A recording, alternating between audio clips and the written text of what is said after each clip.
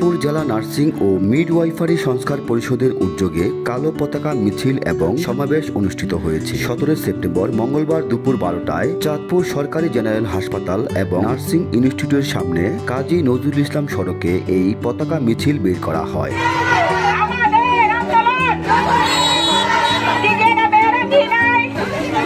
কেন্দ্রীয় কর্মসূচির অংশ হিসেবে আয়োজিত এই পতাকা মিছিলে Chandpur nursing institute, Chandpur ideal nursing college, Chandpur সরকারি জেনারেল হাসপাতাল, জেলা পাবলিক হেলথ নার্স এবং সকল উপজেলা স্বাস্থ্য কেন্দ্রের কয়েক শতাধিক নার্স, মিডওয়াইফ এবং নার্সিং ও মিডওয়াইফারি শিক্ষার্থীরা অংশগ্রহণ করেন।